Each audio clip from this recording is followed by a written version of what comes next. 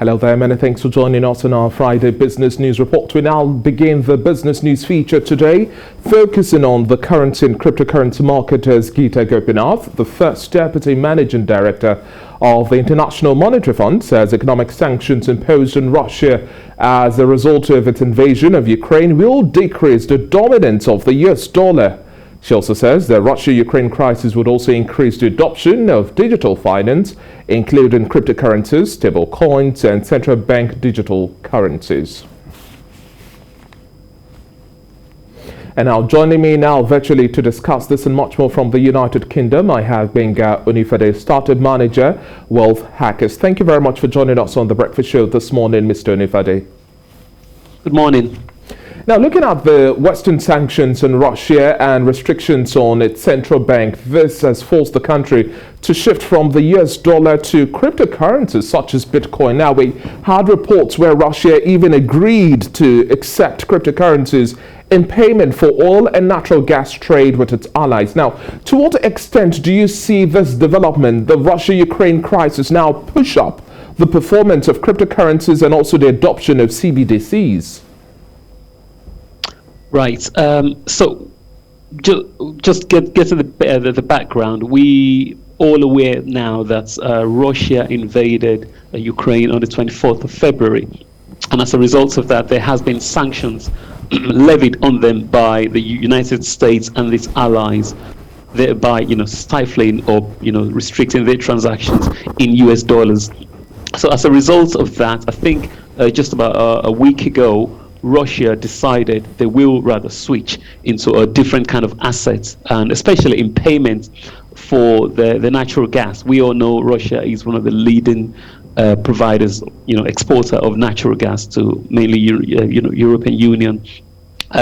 So the main thing is this is going to be very difficult because, I think the key question or the key points here that Russia is looking to do is to focus, and he said it's with friendly countries, which is mostly Turkey and China. And of course, these guys can do huge numbers, huge volume because the ruble is in trouble. However, we do have a problem right there because these two friendly countries, if you think about them, Turkey, their currency is actually in trouble, and they have in fact been thinking about cryptocurrency aligned with Russia since last year.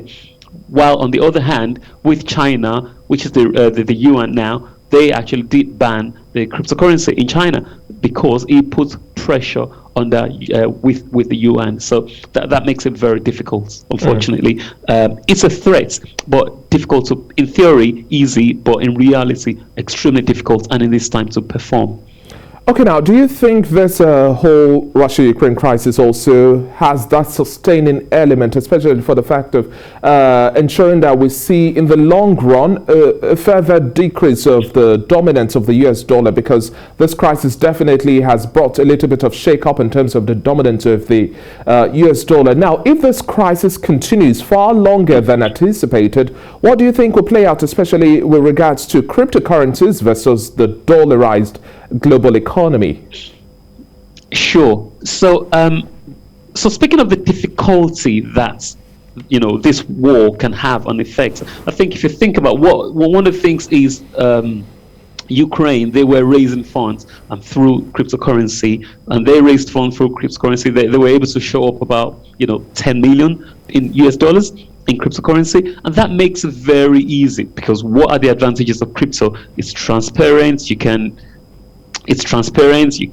move it anywhere you are in the world. All you need is a digital login, and you've got access to your funds.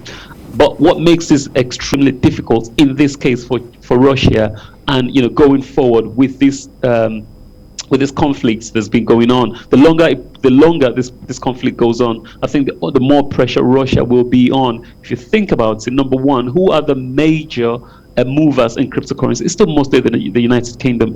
United States of America, because you're talking about Coinbase. You're talking Binance. These are the big centralized exchanges. And one of the things they have actually done is they are tracking all transactions. I think just before the war, there was a couple in Manhattan that stole about $3 billion US dollars, alleged rather, and this was easily tracked by so what I'm trying to say is that there's a United States crypto agency. They've actually have been at the forefront. One of the main things that makes this very difficult is, yes, I'm talking about transparency. There's a fingerprint with every transaction you make, and this can be, this can be tracked. I mean, Russia, for example, there has been 24,000 IPs that's linked to Russia, which has been banned, just to make sure they're not evading transactions as a result of it. So going forward, I still think it's going to be very difficult. And talking about this difficult perspective you see playing out here, let's have your outlook for the second quarter of the year. We've already started the month of April already. And even for the rest of the year, looking at the performance and adoption of cryptocurrencies in Nigeria, along the West African corridor, and even continental Africa. Now, do you see more countries joining the race for their own central bank digital currencies? And how do you see the penetration of cryptocurrencies go further with this Russia-Ukraine crisis? Not necessarily having a timeline. Yes, we've had global responses in terms of peace talks and strategies, but we cannot say for certain when the crisis is going to be over. So now, what do you think this will play out in terms of the outlook? How do you think this will play out in terms of the outlook for the second quarter and third quarter? Nigeria is also one of those with the first central bank digital currencies. We had the e-Naira. Do you think other countries would also join in this race in continental Africa? Sure, absolutely. So people have been studying what's been going on with the rollout of the of the e-Naira in Nigeria's situation, and I haven't I wouldn't be able to say it's actually been much of a success, because right now the what's it called, the total downloads actually gone down, and the usability, despite the friendliness of it hasn't really been that successful. That's number one. Going forward as well, thinking about the state of the world doesn't, the markets, general market, the crypto market, the stock market does not like uncertainty.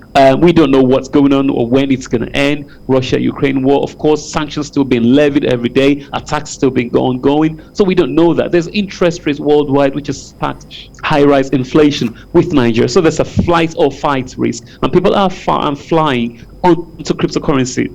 Since the war started, cryptocurrencies actually surged about 7% initially that same day, but now it's surged about 30% in Bitcoin. So that's surge again. So people are flying to these riskier assets. That's number two. Another thing is, what makes these things extremely possible? So we're looking at, again, on the Russian side, so, we're talking about, number one is technological barriers, which makes it impossible because they can easily track them and trace where these things are. Number two is what they call the market structure. So you have to do what they call the KYC, which banks have to verify to prevent money laundering. And again, you need your passport to get onto these exchanges. So that makes it difficult for Russia going on. So I think going forward, there will be a bit of a pressure, more pressure, because when Russia announced moving on to cryptocurrency, there was a surge in the currency. Same day went to 3-week high in the same day, really. But again, there's been more pressure, and it's actually been more use because the Russians are trying to avoid, if you think about the SWIFT, the global SWIFT was had about 5 trillion transaction happening daily, while the whole crypto transaction in February only about 24 billion. So that's been monitored. If there's an excessive ramp in it, of course, then the government's going to put their eye on it. So in future, yes, people will think, okay, it might be an opportunity for them to move the money to cryptocurrency because they think Russians can't do it. But there's been a little bit of a rise because the Russian population, they're trying to avoid the ruble, which is actually going to paper now. But at the same time, they're trying to avoid it and track the money into crypto, which provided a surge. But at the same time, going forward, I don't think that's enough to move the needle because when you look at the cryptocurrency as a result itself, it's moving in tandem in correlation with the stock market and with inflation all around us, with the world not knowing where it's going. I think the second quarter of the year is going to be another difficult journey, unfortunately. It's definitely difficult for anybody to predict at this point in time, and the global economy is definitely also going through learning curves. We had the first hit, which was COVID, and now the Russia-Ukraine crisis. We're just learning now to adapt and maneuver and see what's the most sustainable way to deal with all of these realities. Thank you so much for your time on the Breakfast Show this morning. It's been a pleasure speaking with you, Benga Bonifade. Thanks for having me, David. Thank you.